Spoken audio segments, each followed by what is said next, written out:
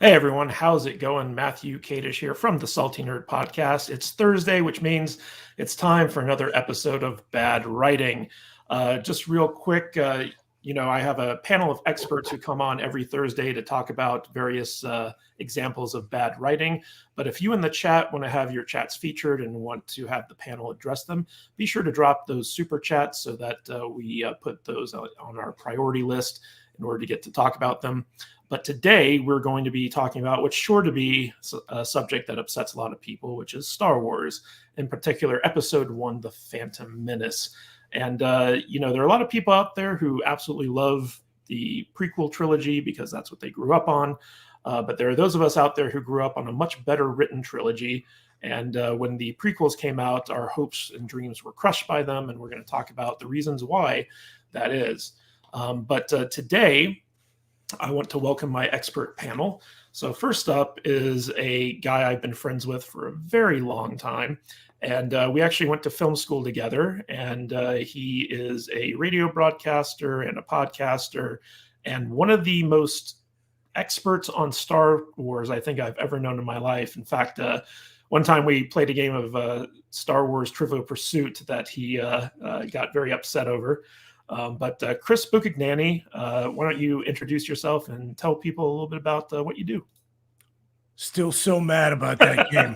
So the final question comes down to me versus my roommate, our other roommate, Cam, who doesn't know comparatively jack about any of this.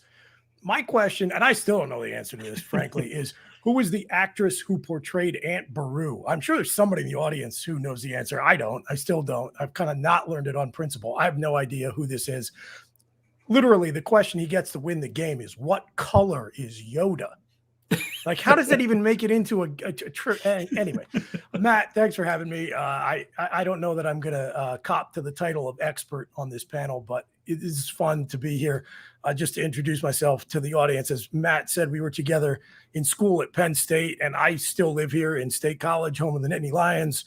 I'm basically a sports broadcaster by trade. I have a television show that airs during the football season called the obligatory PSU pregame show, and a podcast that goes along with that. And, I do have other interests beyond talking about Penn State football. And especially after the last couple of weeks, it's going to be nice to talk to an audience of people who could not give less of a damn about how many millions of dollars Penn State spends on its football facilities. But one time in the early days of the podcast, I said, let's try to branch out. Let's talk about some other things in the football offseason. We have other interests. Let's share them with the audience.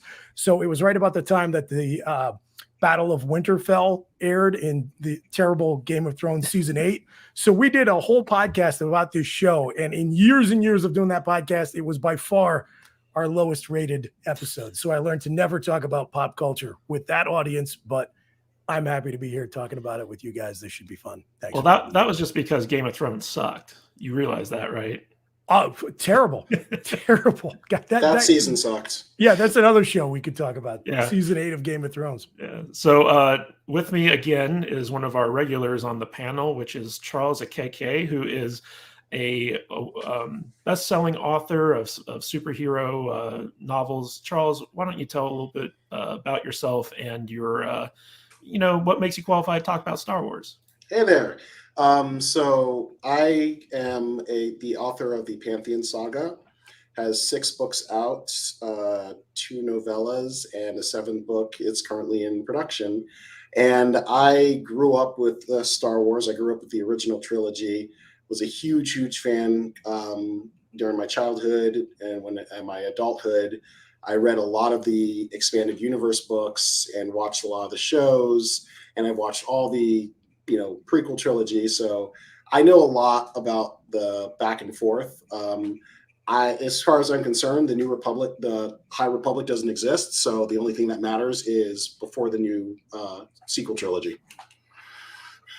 All right. And last but certainly not least is Conspiracy Tom. He's one of the fill-in guys for our podcast, but he's also my fiance's best friend. Tom, why don't you tell people a little bit about yourself and why you're qualified to talk about Star Wars?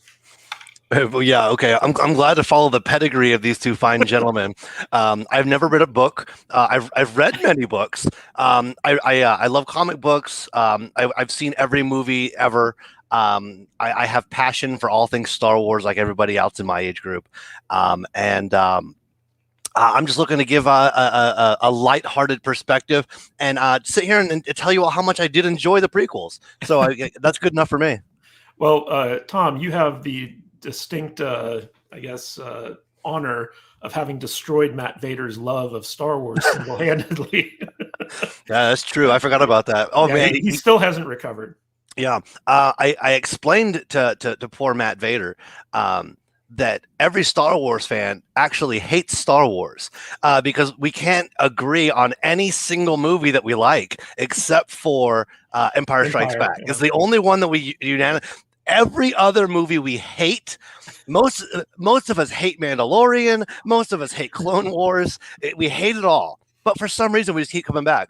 And I explained this to him, and he has a nice, cheerful disposition, and all the color just drains completely out of his face. And I don't think he slept for a couple of days. He lost weight.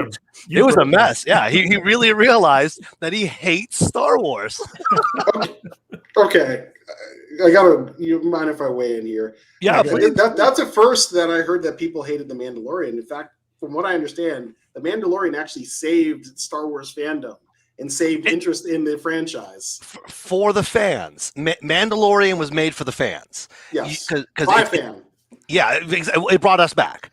Because they were losing us. The Disney Star Wars was just the worst. Personally, I like Episode 7. But Episode 9 is just so unredeemable. I mean, I don't even know if you can redeem 8, but 9, I watched it once, and I don't think I'll ever watch it again. And Mandalorian brought us nerds back. It brought us back. All the problems with the sequel trilogy started with Episode 7. I like 7. Even if you liked it, it still wasn't a good movie. It still wasn't that good of a movie. It was still basically... Well, speaking of movies that weren't that good, we're going to talk about Episode 1 here. So basically, what I want to do is I want to go around the table and get your initial opinion of the Phantom Menace and how your opinion of it has changed over time. Because I remember, Chris, when you and I were in college, I was so hyped about seeing this movie. When it came out, I went and saw it 3 times the first day it came out, like back to back to back.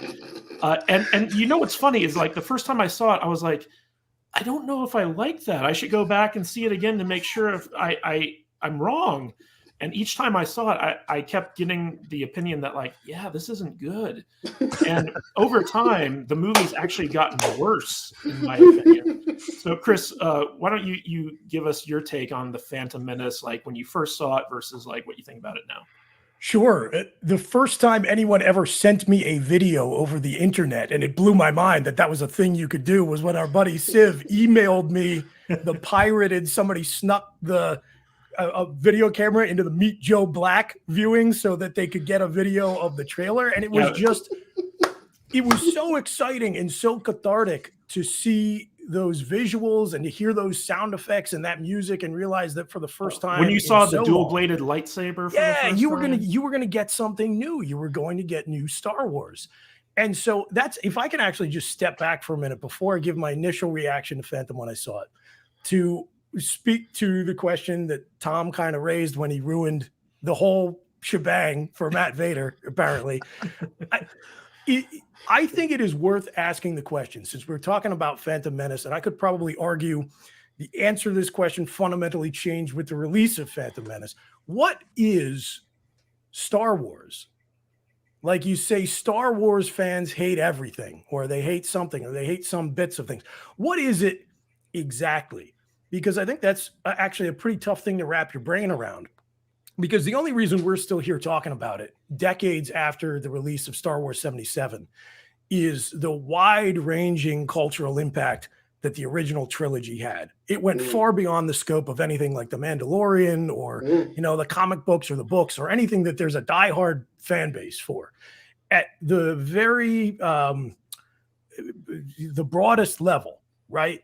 We are talking about something that hit at just the right cultural moment in terms of what was going on in the country, what was going on in cinema, where we were as a society, so many different things, just where the country was domestically and economically, that you could have an entire generation growing up on Kenner action figures. Everything just threaded the needle perfectly. And at the heart of it was this very simple yet revolutionary idea that you would take fairy tale tropes and the hero's journey, and you would wrap it up with the trappings of science fiction, and you would infuse callbacks to 1950s, 40s, 60s cinema, and you would do it in a way that was visually compelling and totally different aesthetically and cinematically than anything else people were seeing. And you would create this modern mythology. And if you just contain it to the original trilogy, that holds up. Yes. And since then, there has been this prevailing narrative in various corners of Hollywood, all the way up to and including George Lucas snookering Disney into giving him $4 billion for the rights of the franchise, that Star Wars is this rich universe just full of stories waiting to be told. And I think we can go all the way back to 99 and the release of Phantom Menace and at least question the premise that it actually is. Maybe at its heart, what makes it most compelling and attractive to people is that it's nothing more than a beautifully compelling modern fairy tale that begins and ends with the original trilogy. So I disagree. Yeah, that's sure. Because I think that with Star Wars, and I completely agree with a lot of what you were saying in the beginning, where the impact that it had culturally went far beyond cinema. Aside from just what he was able to do, one, it's the reason why THX and Skywalker sound exists, just in that thing. And that's been so influential when it comes to special effects and visual effects, just across cinema. So many people use them because they're just like, holy crap, what are those people doing? Two, it made science fiction profitable. Before that, science fiction films were not profitable. They did not do well. A lot of times, not saying they were bad, but a lot of them were very ponderous. Some of them were slow. It's like they weren't really engaging to modern audiences. People saw them as kind of obscure and kind of like, okay, it's for nerds. Not that that's a bad thing. We're all nerds here. We're all nerds talking about this. Three, it actually... Nerds didn't become cool until 10 years ago. Don't forget. Exactly. But it wasn't Vogue 15 years ago to be like, I'm a geek. But aside from just it made sci-fi, not just sci-fi movies profitable. It made science fiction profitable, and it brought science fiction into the mainstream. So you saw so many clones after episode 4, particularly what they wanted to do with Star Wars. It's the reason why there's Star Wars films was because of Star Trek films is because of Star Wars. The reason why everyone started doing these action adventure starfighter films was because of Star Wars. Star Wars brought that to the forefront. And yeah, we're right. It had this fusion of callbacks to Flash Gordon, callbacks to Japanese cinema, the hero's journey, wrapping it in a science fantasy fairy tale. And it also helped usher in the blockbuster. Yes, the blockbuster. Which before that was kind of like a new concept in Hollywood. But before we go a little bit further down this rabbit hole, Chris, I wanted to get your initial opinions of the Phantom Menace and how it's changed over time. Yeah, sure. I didn't mean to blow up your question there, but I think so. When I went into Phantom Menace the first time, I think I was just so determined that I was going to like it no matter what. There were no circumstances that were going to dissuade me that it was going to be a new Star Wars movie and I was going to like it. I walked out and I was perfectly pleased with all of it. It was new Star Wars. There were lightsabers with the music, the whole 9 yards. It was great. And then, I think I saw it again. I saw it on opening night, and then I went to see it again with my dad, and that was a little bit less compelling to me. And then I went a while without seeing it. And of course, there was all the criticism of it. And then the next time I saw it was in the theater when they re-released it with the 3D release. And I barely could get through it. It was torture to get through the 2 hours of it. And, of course, I've since then seen the Plinkett review, which I think gives a lot of valid criticisms of it. And now I think I've kind of come full circle where I kind of look at it like a three-legged dog. It's got some obvious and evident flaws, but I do have just a little bit of a affection for it, maybe in a nostalgic way, or at least when viewing it through the lens of the sequel trilogy, which to me feels like Star Wars by corporate committee.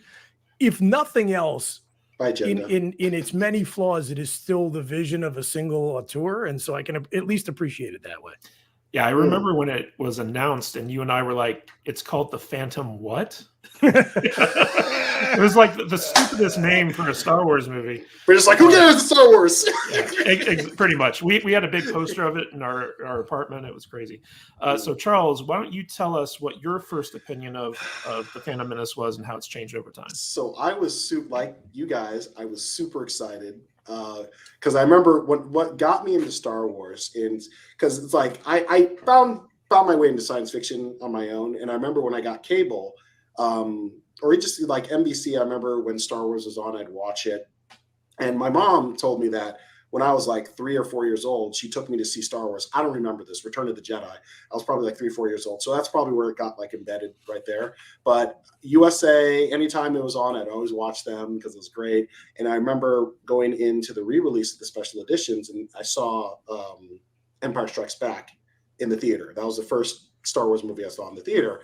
So like everyone, I was super excited. I was like, yes, this is great. New Star Wars. Darth Vader's like, origin, and then even more so, it had a great cast. I was like, oh, this is all really good. This is a great cast. This is like a, award-winning cast here. And then I saw the movie, and I remember I saw it the second day it was out. It was like a Saturday, and it was like a matinee, and there was like barely anyone in the film. So that was like kind of I was like, this is kind of weird, but okay.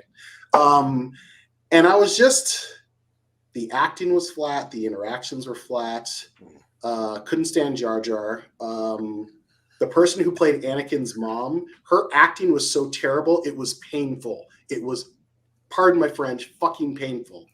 I won't say that too much. It was just flat. It just didn't. The best part of the film, don't get me wrong, I love the world building, because that's one thing I've always loved about Star Wars is the world building. But probably the best part was, of course, the lightsaber fight. But what would have made it so much better is if there were actual emotional stakes to it. The only emotional stake is when Qui-Gon died. So it's kind of like, oh, okay. I mean, it sucks because it's Liam Neeson and he's awesome. But it's just like there were not a lot of emotional stakes. And I just felt, I was just kind of like, okay. And the thing that's really unfortunate about that film is that I thought the way they did Anakin, like, no offense to Jake Lloyd, because, I've heard like they kind of ruined his life after he did the film. So it's really sad. I think the best way they could have done Anakin is if they'd done him the way they did Pyro in X2. That would have been perfect, because I think that was one thing that Phantom Menace was missing. You were missing that kind of rapscallion, kind of Han Solo type roguish character, and I think Anakin could have been that had they made him like a couple years older. If they made him if he had been like a teenager. Yeah, if they made him a teenager, and then it wouldn't have been creepy that he'd been holding on to this love for Padme for like 10 years. That was weird. And it also would have kind of like given him more of an excuse for like the Jedi to not train him, because it's like exactly, because he's like a teenager. Yeah. So and also you could have played with that. Okay, maybe he's taking things a little too far and kind of had fun with that like duality. So what do you think of the movie now? Compared to the sequel trilogy, it's a masterpiece, but it's still not good. It's probably the weakest of the prequel trilogy. All right. So, Tom, why don't you give us an idea of what you thought when it first came out versus how you feel about it now? Yeah, fair enough. It's okay. So I graduated high school in 1999. So it came out in 1999. It was the first Star Wars I'd ever seen in the theater. So the first time I saw it with a group of like, my best 8 friends in high school, and we all bought lightsabers, and we're having lightsaber battles in line, because you had to line up back then. Remember you had to line up because you didn't have freaking booked seats in fancy theaters. You had to line up, and then you had to go fight for seats because you had to get there 4 hours freaking early, right? So that whole experience was amazing. I remember Jar Jar being stupid, and I remember hating the little kid because he's, like you said, he's very flat. He's very boring. It's like they just grabbed some kid out of like the commissary at Lucas Arts, and they were like, yeah, he's got a bowl cut. He could be Anakin Skywalker. Fuck it, put him in there. And they gave the kid the script the day before, and they let him just they didn't even give him his lines, and it's like one take, go. Good enough. Move on. So that's how his character felt. Even now, I mean, he's really bad. And you said, maybe make him a teenager. It would have made it better because the creepiness with the Padme stuff, and the next one is like, hey, I was 6 years old and I really wanted a piece of you, and she was like, yeah, I was like 15 and I was thinking the same about you, bro. And super weird. But visually, the prequels are the most beautiful visually. They're bright, they're colorful, they're exciting, they're huge in scope. And that's probably, and honestly, if you talk about the original 3, the first one has the worst lightsaber battle I've ever seen in my entire life. The second one has a disappointing lightsaber battle, and the third one has a disappointing lightsaber battle. There's no good lightsaber battles in the original 3.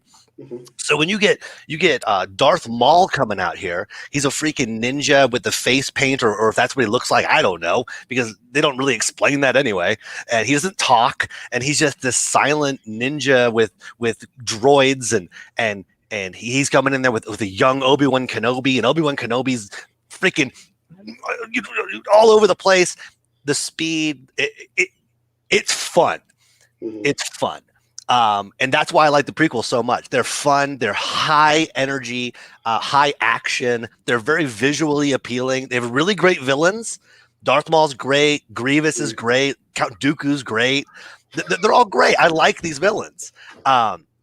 But you look back on it, and me and my roommate Dave, we watched them all. We've done this several times. We will rewatch them all.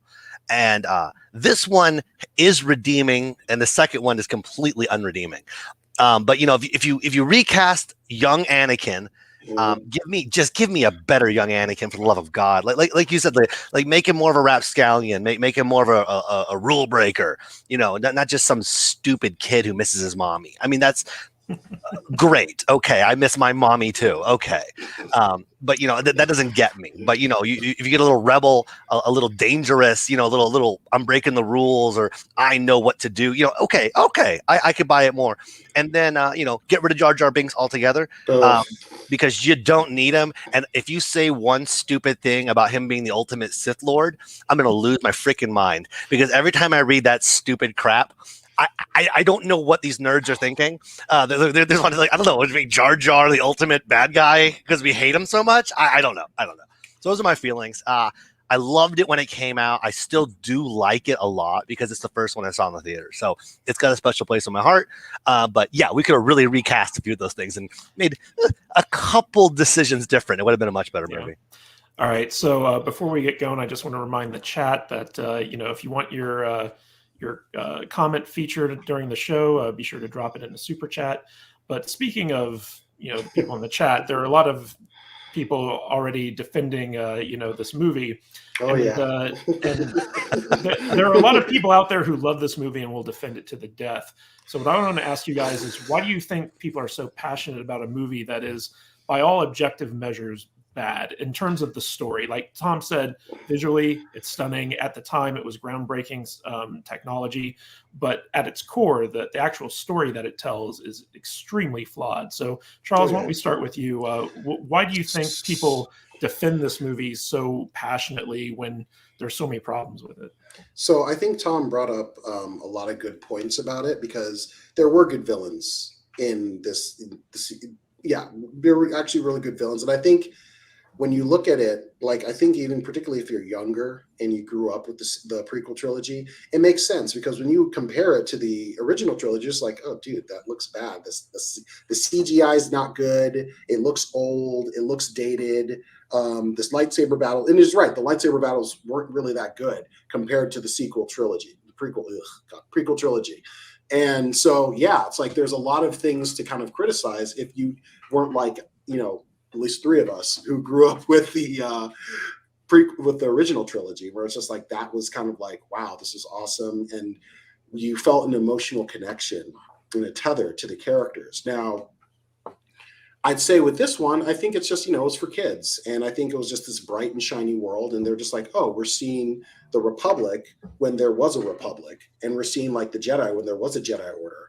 And we're actually seeing what the Jedi were like in their prime, even though they were bloated and in their decline. But we saw them before when there actually was a Jedi Order. So there's a lot of things where I can see why people would enjoy it. And especially, you have the planet hopping. You got to see Coruscant. We never saw Coruscant in the original trilogy. In fact, it was never even named. It was called Imperial Center. And that's as far as we went with it. Whereas you actually see Coruscant. You see the seat of power. You see kind of what made everything tick. Granted, it was boring as shit, but you actually did still see it. All right. If you want to, yeah. Real quick, we got a super chat from Backyard TARDIS for $5. Thank you, Nick. He says villains are the best part of the prequels, so I guess he would agree with Tom there. And then one more note I just wanted to add is you almost could see, and I know we're talking about Phantom Menace, but I'm using this as a jump off point. You can see the change in the rule of two. And also you found out about the Sith too. That's another thing I almost forgot. Because I don't know if they really they might have mentioned, Lord of the Sith in the original trilogy, but they didn't really flesh it out like they did in the prequel trilogy. That always was much more fleshed out. Yeah, always two. No more, no less. And the thing about it is that with Lord Sidious's plans, Darth Sidious's plans, you saw the progression in the Sith Lords that he was using. When he was still sneaking around, when he hadn't become Chancellor yet, Darth Maul was useful. He needed somebody who was a saboteur, an interceptor, a pit bull he could send after people. Once he kind of served his purpose, then he needed somebody like a Darth Tyrannus. No one calls him that. Everyone calls him Darth Dooku, but Darth Tyrannus, who was rich, who was influential, who was a very, very important Jedi. And for him to leave, that's a big, big blow to the Jedi. And now he's the public face of the Separatists. He's the guy who's kind of like almost like a puppet, but he's powerful. He can defend himself. And then his whole thing was like, but he's old and he could have opinions. So that's what he was ultimately looking for Anakin. Anakin, before he got injured and became like all robotic, that would have been the perfect person. He's going to be the most powerful force user ever. And that's the guy that I want. But I'm almost kind of cultivating. He basically was grooming him. It's creepy as fuck when you think about it. But he was grooming him since he was a kid. And that's what he was planning to do ultimately. And it was really Padme was doing that too. Tom, I wanted to ask you, why do you think people are so passionate about the prequel trilogies and in their defense of what is objectively a pretty bad story? It's same like I said. It's honestly the first one I saw in the theater. And I was of the exact right age, to really be very cool. I was old enough. I liked Star Wars before. Empire Strikes Back is great. Ewoks were fine, I guess. And you bring this new one out, and it really stands out. One, I love action. I love ninjas. Anything with a sword, I get very excited about. So it's the action. It's the intensity. The CGI was fantastic. I mean, for the time, and then when you watch it remastered, it's really good. So it was just, and it's Star Wars. Don't forget, we love Star Wars, and real fans of Star Wars love to crap on Star Wars. So if you love Star Wars and you don't want to hear someone crap on Star Wars, you kind of have to take a position, right? It's either I'm either going to crap on everything or I'm going to enjoy everything. And some people can just take themselves out of it a little bit more. I have a problem with overanalyzing just about everything in my life. And, it's easy to pick these things apart because you have a special place in your heart, right? But if you are a fan, you can't shit on every movie. And, it's easy to shit on. It's easy to. Jar Jar's stupid, right? Yeah, the little kid sucks. Yeah, okay. The story doesn't really make a lot of sense. Okay, all right. Yoda looked dumb. Okay, those are easy. Those are little softballs. You lob those in there. It's still fun. It's still Star Wars. Quit shitting on my movies. That's how I feel about it sometimes. You know what I mean? All right, Chris, why do you think people are so passionate in their defense of this film? They've never managed to make a better Yoda puppet than the one they did in 1980. Do you ever wonder about that? It's never been equaled.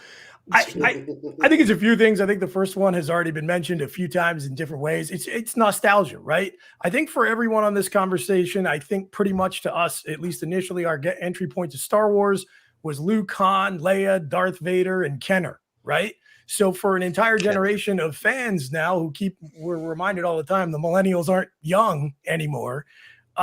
For all of his evident flaws, the one thing I will say about Lucas is the man was a savvy businessman.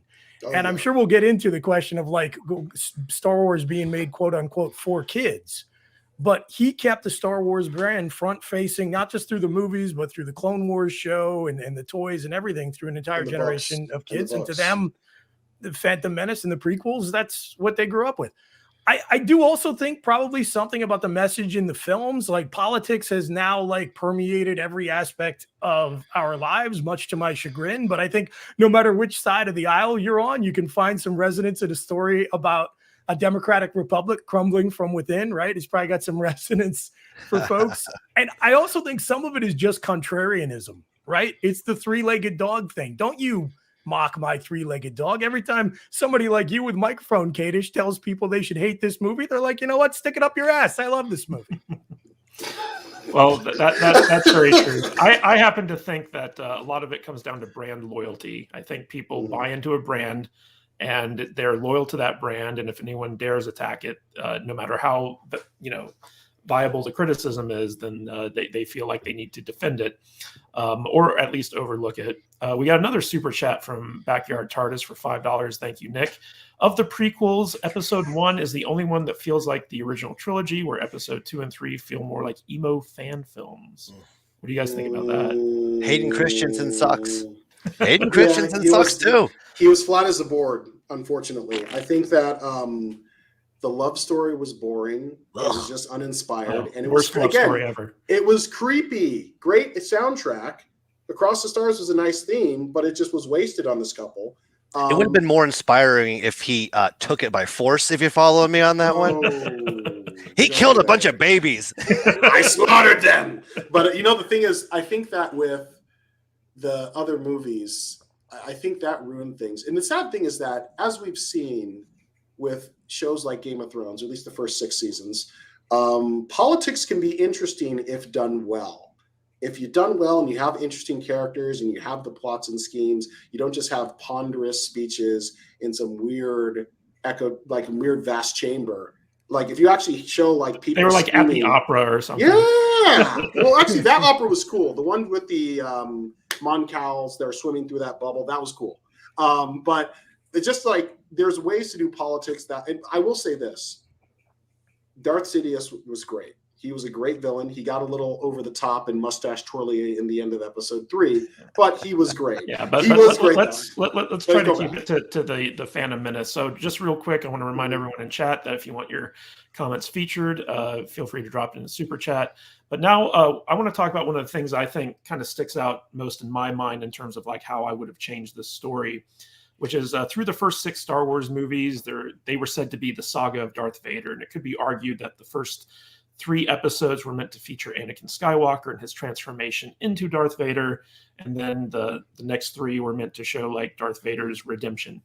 But the prequels on the whole really seem to be about Anakin and Obi-Wan's relationship. Like that's kind of like the core of the 3 movies. I think that it was a mistake to feature Qui-Gon Jinn in the Phantom Menace instead of showing how Obi-Wan and Anakin's relationship developed. I would have liked to have seen Obi-Wan be the one who goes into Tatooine and meets this like rebellious kid and kind of takes him under his wing and see that relationship kind of really develop. Instead, basically Anakin has no interactions with Obi-Wan, and by the end of the movie, Obi-Wan's like, I'm going to train this kid as my own Padawan. So, Chris, what do you think about that, about how Qui-Gon was the kind of focus of this movie when it should have been Obi-Wan, or do you disagree with that? So you shared the general topics you wanted to cover with us beforehand. And when I got to this one, I really thought about it a lot because I think the point you're making, again, from a storytelling perspective, and you're certainly more expert at this than I am, but I think it has merit. But I still have a difficult time just personally agreeing with it because Liam Neeson's performance and Qui-Gon Jinn and the fully formed master-apprentice relationship between Obi-Wan and Qui-Gon was one of my favorite things about this movie, even though I can kind of recognize from a storytelling efficiency perspective, especially the way it was executed, I'm not sure it really worked. One of the obvious problems with this movie was that it was all over the place. I think I went a little bit too far in some places, right? Like it just too much stuff that was not fully formed, crammed into one package. And I thought it was great, like I said, to see this relationship between a Jedi Master and his apprentice who was just on the cusp of leaving his tutelage, and that character being the Obi-Wan Kenobi we knew from the other end of his journey from the original trilogy. I like that. I found it was compelling. So I really like Qui-Gon Jinn, the character, and I was really, I got a little chill when they brought Liam Neeson back to briefly voice his character in the Clone Wars, which I came to late after it went to Netflix, but really have come to appreciate that series. And Dave Filoni is a guy who has picked up the torch and I think carried it about as effectively as anybody is going to in modern Star Wars. So like, I like Qui-Gon Jinn, but I still, from a storytelling perspective, I guess I agree, but my conceit is that I still like the character and I'm glad he's there. Well, Charles, would it have been kind of out of the realm of possibility that this movie start with a freshly, promoted Obi-Wan as a Jedi Knight going on his first solo mission to, deal with this thing? Like, did you really need Qui-Gon to have such a main role in the film? I see. You know what? I liked Qui-Gon's character as well, not just because I like Liam Neeson. I liked the character, and I see what you mean, and I think maybe that could have worked, but I think Qui-Gon was necessary in many ways to show how out of touch the Jedi Council was.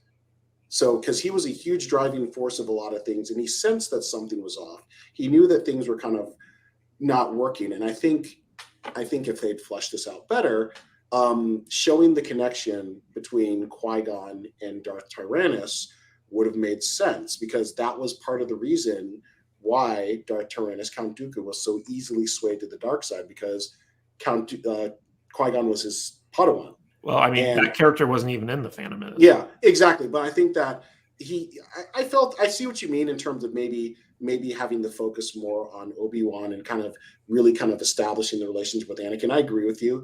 I still think because Obi-Wan is the protagonist throughout all three prequel trilogies. Yeah, I would agree. But I do think Qui-Gon was still necessary as that mentor role. Maybe he could have been scaled back a bit more, but I do think that he still was necessary.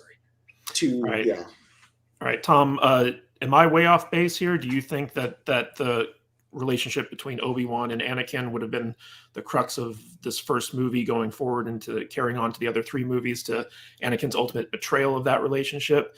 Or was Qui-Gon a good addition? No, I think you're really missing the master apprentice father son archetype that goes throughout all of Star Wars, and Joseph Campbell as well. The orphan being a big part of Joseph Campbell's Hero of a Thousand Faces, right? Like you come from mysterious beginnings. Who's the father? So Qui-Gon is basically the father of Obi-Wan, right? Then Qui-Gon dies. Obi-Wan sees his father die in front of him. He avenges his father. He takes on the mantle of father to Anakin. But the weird thing that they never really come back on, but they kind of do, is that Anakin is an immaculate conception. Yes. Which is probably the weirdest thing that came out of that movie. They never really go back to it. I think that they allude that Palpatine somehow manipulates it somehow, but I don't think it's canon. I think it's just fan fiction. We're talking about it. But the father and son role, I mean, all the way through the first six, is a big deal. And even in going into the Disney Star Wars, you have Rey and Han Solo. You know, he takes on the father figure for her. So it's that orphan father, master, apprentice. It runs through the entire thing. So I feel like Qui-Gon needs to be there. Yeah. It needs to be there. Yeah, for sure. See, I don't think that Qui-Gon needed to be the main character of this first movie. I feel like you could have had the master apprentice father-son relationship between him and Obi-Wan, but you could have still kind of focused on the Obi-Wan Anakin relationship as the core relationship of the movie. And I think one of the interesting aspects of the Obi-Wan Anakin relationship is that it's not really a father-son relationship. It's more like a big brother, kid brother relationship. And that's one of the reasons why Anakin falls to the dark side, is because he doesn't have that strong leadership presence in Obi-Wan, and Obi-Wan realizes that all too late by the end of the third movie. So like, I just felt like going forward, this movie would have been better served had Obi-Wan actually been the main character, and we see him kind of meet Anakin, and it's the crux of the movie is about that relationship. I think if we had an older, more interesting Anakin, then yes. But we had a younger, stupider Anakin, so we needed something else. We needed the young Obi-Wan. You know, the not the mature quite yet with the baby face. You know, we needed that. I think we needed that Obi-Wan. But if we had a better Anakin, a proper Anakin, I think I would lean much more towards what you're saying. Yeah, I do want to say, just to touch on the point Charles made, I think it's an important one. The way Qui-Gon also served as a foil for the Jedi Council and the sort of entrenched ways of the Jedi. Another one of the, I think, really compelling themes that Lucas seeded the prequel trilogy with, but never fully developed. That's a recurring theme with these movies, right? Yeah. Is this idea of the staleness and the flaws and the sins of the Jedi Order. And, you know, again, I've always said it's an indictment of this film and its two sequels that it took the Clone Wars to flesh out and make sensible Anakin Skywalker's fall to the dark side. Like, if you have the patience to watch through that story, Anakin's transition in episode 3 makes a lot more sense, right? Well, I also think the flaws of the Jedi at this point, that they're sort of like this, calcified, ages-old institution stuck in their ways with their blind spots. Qui-Gon Jinn was set up to be the counterbalance to that. And at times you get hints of it, but I think that was another important reason to have him or some character who serves that function in the story. Because you needed somebody with authority who could talk to the Jedi Council. Obi-Wan wasn't there yet. Even if he was a newly minted Jedi, he's still just a newly minted Jedi, where Qui-Gon is a Jedi master and could have been on the council if not for his rebellious ways. But he can go to the council and kind of tell them to F off and be like, well, I'm just going to do it this way regardless, you know? And that was necessary, especially because, hey, and especially just, you see the council, if there was a new dark side user, we would know it. Well, that's not what happened. So yeah, there were a couple of dark side users apparently. But so moving on, let's talk about everyone's favorite Jar Jar.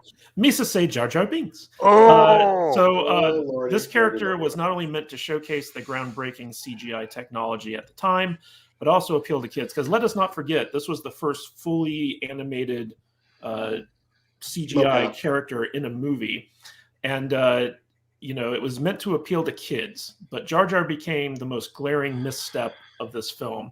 So what I want to know from you guys is, why do you think Jar Jar was so bad, and how could he have been portrayed differently? Tom, why don't we start with you? I don't know, man. What do you want me to say about Jar Jar Binks? You said people gonna die? You can literally remove him from the movie and it changes nothing. Like, it just makes it better. Everyone hates Jar Jar. Let's just take 5 seconds and we can eat shit on Jar Jar. It's so easy. He's unredeeming. His own people hate him. His own people don't sound as stupid as him. Apparently, they're cohabitating on this planet. It doesn't really make any sense that you have these humanoids that live there, and then these platypus rabbits that live underwater. They form a symbiont circle. Certainly, you must understand this. It doesn't make any sense. The whole thing is stupid. Are they the original inhabitants of the planet? Why are they even there? You don't need those stupid whatever they are. What is Jar Jar Binks? I forget. What is he?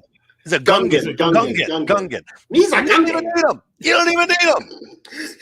It's stupid. It's stupid. It's stupid. It's stupid. I get it. It was supposed to be for like 6-year-olds to go, "Ugh," but they didn't even like it. Oh, they hated him. Everyone hated him. like how many times did they screen this and go, yeah, spot on? That's what we want right there. You know what's funny is if you watch the behind the scenes stuff, George Lucas was convinced that Jar Jar was the key to the kids market. Like the kids were going to narrow in on Jar Jar and they were going to love him. And he wasn't an Ewok. Just like the Jedi Council was out of touch, so was George. Look, when I was a little kid, I loved the Ewoks. Right? When I was little, I loved the Ewok movies. I'm pretty sure they're bad. I haven't watched them as an adult, but I loved Ewoks. Right? They're adorable. They had little spears. Okay, I can get behind an Ewok. Nobody can get behind a Jar Jar. All right, but before we move on here, Nick, $10 super chat. Thanks so much. I get what Kadish is saying, but I also think that the prequels are Obi's trilogy, and Qui-Gon gave him a lot of depth. The problem is the story Lucas was telling at that pace needed 4 movies instead of 3. Could we have done like a 3.1 movie or something like that? Because, we got episode 4. Actually, to what you were saying, Kadish, about the relationship with Anakin and Obi-Wan, I think one of the big issues, particularly, obviously needing more development in the Phantom Menace, but there was a 10-year time jump between the Phantom Menace and Attack of the Clones. So we didn't really see any of that relationship development. We just see Obi-Wan's pissed at him all the time. So I think having something that showed that relationship develop after the Phantom Menace would have actually been very beneficial. Well, that's what the expanded universe was for. But Charles, what did you think of Jar Jar, and why didn't he work? I hated Jar Jar like a plague. Basically, Jar Jar didn't work because he was just, first off, he was a very bad stereotype in many ways in terms of how he was talking. That was bad. It was just. It was cringeworthy. It was a cringe bot. But I think there was that, and just the fact that, at least with the other aliens that you saw in the original trilogy, they might have been quirky and eccentric, but they served a purpose. Jar Jar served no purpose. He was useless. He was stupid. He put people in danger, and it was just like he was dumb. And even when you think about it, and jumping to Attack of the Clones real quick, he gave the Emperor more powers. So he sucked. He was terrible. But going back to, they made him even worse. It made him worse, even though he got less screen time. But I just think there was a misfire in terms of like, okay, you think he's the key to the kids market, at least have him be useful and not just have him be a bumbling, drunken master idiot. Like he was just stumbling around. It's like, dude, how do you get out? How do you not die in your Gungan city when you just stumble around running into everything? Can I just ask, do you guys think that Jar Jar casting the emergency powers vote, was that like the first meta joke in Star Wars? Yes. Like they intentionally made him the guy who created the Empire because it was Yes. an acknowledgement. Yes. Everybody hated him. Yeah. It's like, hey, everyone hated him. Let's go full in. Right. I think so. Yeah. Here's one positive thing about Jar Jar. I'm going to be nice about this. One positive thing about Jar Jar is that I liked this Gungan city. That was awesome. That was visually amazing to look at. That was it. And he sucks everywhere else. But it has nothing to do with Jar Jar. Remove him completely from the movie. Yeah, there were other Gungans that they introduced that weren't that annoying and seemed to like have a good head on their shoulders. Chris, I know that not him. I don't even know if he could be considered a Gungan because he was so different. Chris, I remember around the time this movie came back, like you, me, and our other roommates, we just walk around the apartment going like, "You said people going to die?" Like we couldn't get over Jar Jar because that was the one line in the trailer. And so another film that came out in 1999 was the South Park movie, and that was getting cut together obviously concurrently with Star Wars coming out. So they didn't know Jar Jar was going to suck. There was just that one little moment in the trailer. And so somebody asked them, they're like, "You guys put a Jar Jar Binks joke in this movie. How did you know?" And they were like, "Oh, the trailer. We saw that 2 seconds. We were like, this is what's going to ruin the new Star Wars movie." So they just anticipated it. They were so dialed in. Matt and Trey, that they put the joke in and they're like, look, this is going to hit. Don't worry about it. And of course, like the movie came out after Phantom Menace. I saw it in the theater. And when they did the Jar Jar joke, the whole place blew the lid off. And you know what? Another thing too, just adding, another reason why Jar Jar sucked is because I almost said J.J. Abrams, close enough. Because George Lucas, by that point, nobody was saying no to him. Mm-hmm. When he did the original trilogy, his wife was there. Yes, Fox was there, even though they made a lot of bad decisions around it. But he had his wife doing editing. He had people around him who were kind of like, maybe, George, we should go in this direction. I mean, it was editing that saved A New Hope in many ways. But by that point, he was a super rich man, very successful, made so much on toys, all the other Star Wars franchise stuff. Nobody was saying no to him. So he could pretty much do whatever he wanted. In fact, to the point, Fox wasn't even funding these films. So he had pretty much carte blanche in how he could manage these films. No one was saying anything. He was funding it himself. Only thing that Fox was getting was a distribution fee, if I'm not mistaken. So there was no check on what he could do and his bad approach when it came to Jar Jar. Yeah, excellent point. And salient, not just for the Jar Jar conversation, but this whole film, right? Like when George was making the original trilogy, especially the first two films, he was surrounded by peers. By the time you got to the prequels, he was surrounded by subordinates. Yeah, you had Gary Kurtz, who produced the movies, who would tell he was actually more of the creative input, and he was the reason why Empire was so good. And then you also had like Francis Ford Coppola, Steven Spielberg, David Milius, who would look at what Lucas was making and they'd give him feedback on how to make it better. But Chris, I really want to know, how could Jar Jar have been a better character in this movie?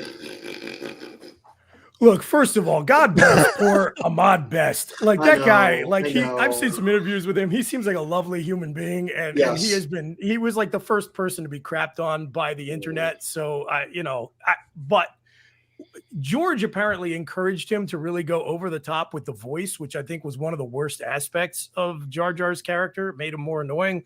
We can't let a conversation of Jar Jar or this movie go by without mentioning the fart and poop jokes. And those were both Jar Jar involved. How could they have made him a better character? I thought about that a lot, Matt. I mean, I think he is so tangential to the story and so absurd. He's unsalvageable. Like the answer is he can't. He just needs to be cut out. That's maybe a lazy answer, but shortest distance between 2 points. I know that at the time, the digital technology to have a fully photorealistic CGI character was huge. I know that was the primary reason why George wanted to put Jar Jar in the movie. So I think that, if they had just made him less goofy, like less C-3PO and more Chewbacca, I guess, he probably could have worked out better. So in addition to bad decisions by George Lucas, I want to talk about midichlorians. Tom, you kind of mentioned this before. I have a lot to say about midichlorians. Yeah. What do you think about the introduction of midichlorians, and was it a mistake? Okay.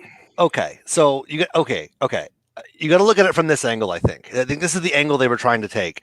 Is they were trying to create a world that the Jedi had existed in for thousands of years. Okay, but when New Hope came out, they had all but forgotten Jedi somehow. They burned all the books. They deleted all the blog entries. People didn't really believe in it anymore after, 30 years or whatever it was. But we're living in an age where the Jedi 19. are. Is it 19? So 20 years? Yeah. I guess one generation's enough to completely forget about the Jedi, but and Yoda lives 9,000 years or whatever. But I think what they were trying to do was build some science and some understanding, like that they understood things. Because when you saw the middle three, no one understands anything. It's not a thing. No one understands Jedi. It's all gone. But I think that what they were trying to do was build a bigger world where it was more understanding. Is it stupid? I don't know. Maybe. Symbiotes are a thing. Why not? Okay. They don't go much more into it than that. But what I think they were trying to do in trying to defend it, which is what I'm trying to do in this panel, is they were trying to build a bigger world. and by putting some science into it and saying, okay, we have some better understanding. I think that's the angle. If I'm playing devil's advocate on this panel, that I think that's the angle I think they were trying to do. It just landed a little dumb. That's all. Charles, what do you think about midi-chlorians, and was it a mistake to include them in your opinion? So I'll tell if you'll forward me, I'll tell a small story about when I was first watching Phantom Menace. So when Anakin asked, what is the Force? And I was expecting the amazing, on-point description that Obi-Wan did in the original trilogy. And so when I'm hearing about midichlorians living in your blood and all this crap, I literally am screaming in my head, no, no, no, no, because that was the whole point of the Force. You don't fully understand it. It's something mystical. It flows, it binds, it connects. You don't need to fully describe it. You don't need to science it out. That adding that science, trying to add science to it, that's a Star Trek move. If this was Star Trek, that would make sense. This is Star Wars. Star Wars doesn't need to fully explain the Force. The Force just is. It's an abstract. It's a concept. It's something that exists and binds people together. It's a mystical thing. It's part of the fantasy of the science fantasy. You don't need to explain it. So I thought it was a terrible addition, and it should have never been put in. It was awful. Chris, what's your opinion about midichlorians? Yeah, man, thumbs down. So I thought it was interesting. Charles brought up Star Trek. So there's a YouTuber whose Star Trek retrospectives I've really been enjoying. I've shot him out. Rowan J. Coleman just did a video recently where he talked about the distinction between fantasy and science fiction. And he said for him, the dividing line is if the story attempts to have at least some sort of internally consistent in-universe element that can be explained by something we know. So he said, I consider Star Wars to be science fiction and not fantasy because it explains the Force by way of midichlorians and there being some sort of measurable biological element that allows Jedi and anyone else who uses the Force to access that energy. And I thought to myself, I'm like, man, I don't know if I buy that argument or not, but it's valid, certainly. And it only holds up once you start counting forward from the Phantom Menace. So through the first three films, the Force was magic, right? It was magic in a very fairy tale fantasy sense. And the moment Lucas put out into the world those lines of dialogue about measuring the midichlorian count in your blood, he fundamentally altered the entire nature of the IP, or at least you can make the argument that he did, and probably not for the better, right? Like I think of the many good things that I think can and should be said about George, I don't know that he ever really understood why Star Wars was as successful as it was. Like he understood that it was valuable. He maybe didn't totally get why. Again, I think Filoni probably understands it, and Favreau too probably understand it better than George. Yeah. I think one of his strengths is the guy is truly like a unique imagination. He's always trying to push things, go in new directions. He's criticized the sequel trilogy for being retreads and not defying conventional wisdom and going to new places that won't always be popular. And if you're going to do that, sometimes you're going to have a Jar Jar Binks. Sometimes you're going to have a midichlorian. So I give him credit, number one, for trying something new. And look, to whatever extent he owns it, maybe he felt it was his right to break it. But I do think he kind of did. I think it was a mistake, ultimately. Yeah, I think my biggest problem, I kind of had a moment like Charles did in the theater when they mentioned the midichlorian count. I was like, because Chris, I was in my third year of film school at that point, and you know how my mind works. I'm like analyzing everything that's being put in front of me, and I'm like, one of the things that made the original trilogy so enduring was the magic of the Jedi, the magic of the Force. And one of the beauties about keeping something like that nebulous is that it can mean a different thing to every person in the audience. Mm-hmm. Every person in the audience can latch onto it and make it their own and create that attachment to it. And that's one of the things that kept, Star Wars going for so long in between, trilogies, which was like people like they were like, I'm going to be a Jedi and I can do this and I can do that. And then, like, when you get into the Phantom Menace and you remove the ambiguity from the magic system and say, oh no, it's about these microscopic things in your blood, because up to that point you could say like anyone could be a Jedi, right? But now it's like, oh, it's a genetic thing. It has to do with these microscopic organisms in your blood, and if you don't have enough of them, you can't be a Jedi. And then it becomes something like, well, could you transfuse a Jedi's blood into a non-Jedi and make them into a Force user? Why can't... I've never thought of that.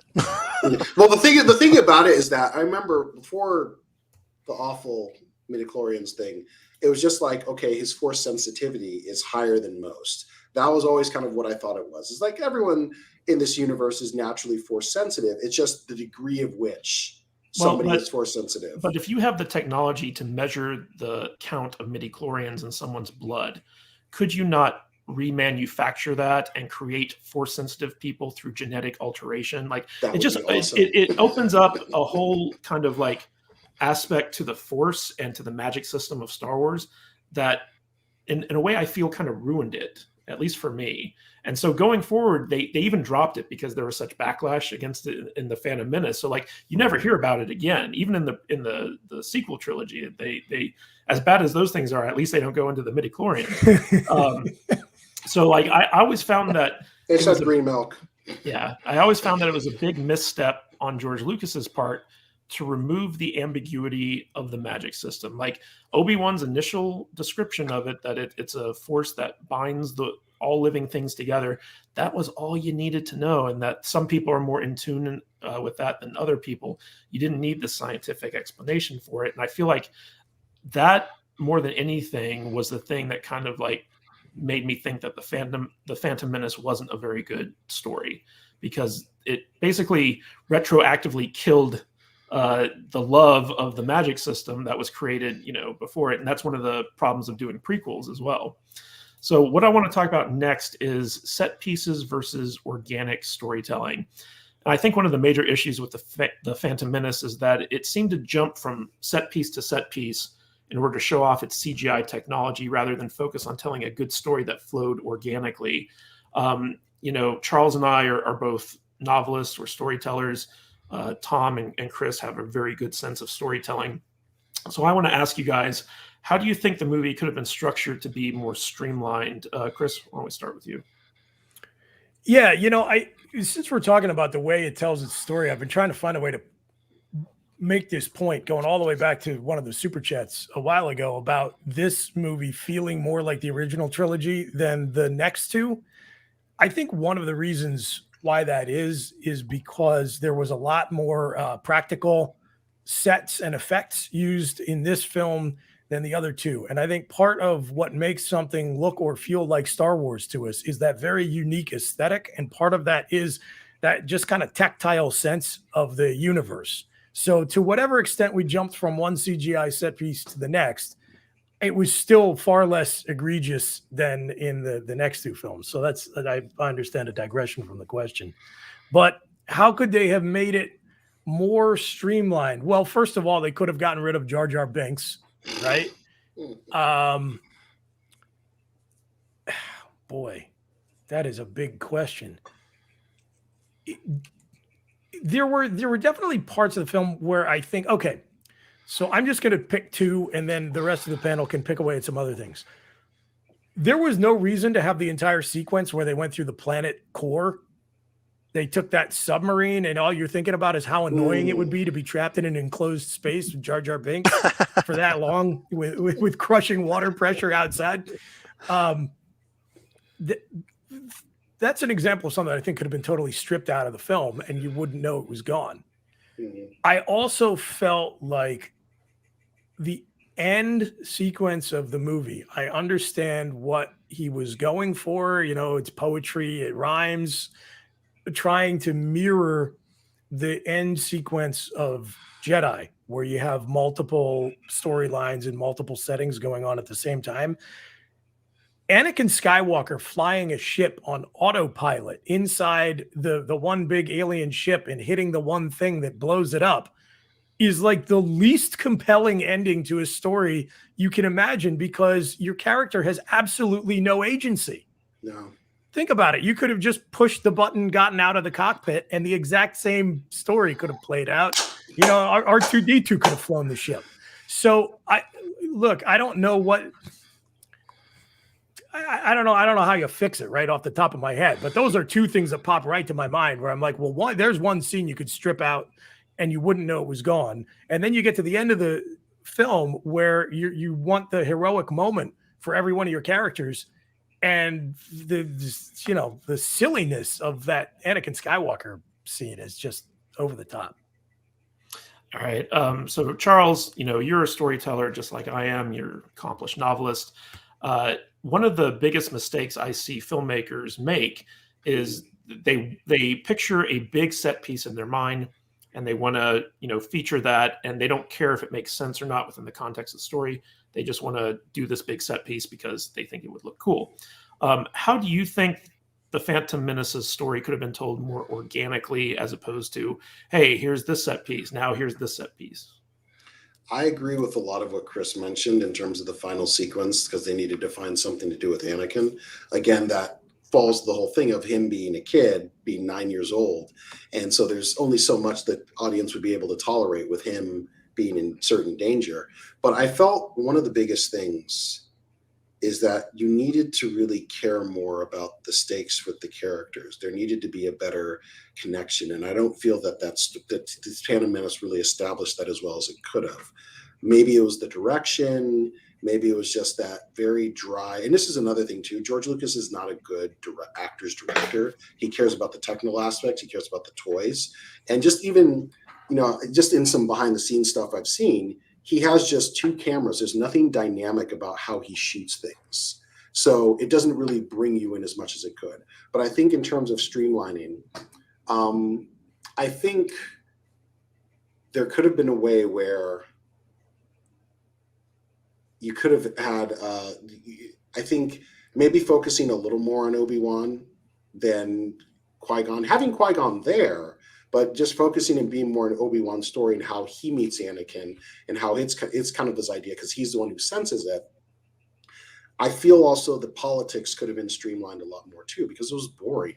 Yeah, we'll get to that. But I'm just stating like just certain things, like finding a way to either make the politics more engaging or just trim it down a lot so it's not just so ponderous and just takes people out of it. Because, taxes, Trade Federation. That's another thing. I'm surprised no one's brought that up. The Trade Federation was a terrible villain. It was so just ham-fisted and over the top. Do something to tweak them, make them something different. But having it be the Trade Federation, maybe have it be a system that wants to break off. That's maybe the first thing. Maybe it's the system that inspires the what are they called? I forgot the name of the separated. The Separatists. The Separatists. Thank you. That could have been what inspired the Separatists. And even if they failed, people are almost kind of doing it in their name and their banner, and that could have carried on to the other films. But that wasn't the case. It's like so. And maybe what happens is that we have them be more charismatic. Like, okay, there's maybe a reason to that. Maybe they sense something is wrong with the whole the Republic. And maybe it's like they were almost manipulated into this, where it's like they had good intentions, but it's the Darth Sidious who took advantage of that and manipulated them. So it's like you actually kind of feel more for what's going on for these people. You care more about these villains, because the Trade Federation, the Neimoidians, they're just, again, bad stereotypes, and they're just kind of mustache twirling, and you didn't care about them. So I think there could have been a better way to do that with the other villains. Obviously, Darth Sidious, Darth Maul were awesome, but these were kind of the public face, the Neimoidians, the Trade Federation. If they were more engaging as villains, I think that could have helped the story a lot more. That could have made things a lot more moving. And then it could have almost had Qui-Gon and maybe Obi-Wan kind of questioning, like, wait a minute, there's more going on here. These guys don't seem like. Maybe they're questioning what's going on with the Republic and maybe the underlying rot. That could have brought that to the surface in a more interesting way and shown that, hey, maybe the Galactic Republic, maybe there is a rot. Maybe there is something wrong. So Tom, one of the big set pieces in this movie is the speeder race on Tatooine. And when I first saw it in the theater, it was like, oh my God, that's incredible. And then you watch it 30 years later, and it's just kind of like, why is this still going on? Because it's a very long scene, but it was meant to showcase the technology of the time. And that's probably the best example of like a set piece that felt kind of like shoehorned into a movie that I can think of. So how do you think the story could have been streamlined better?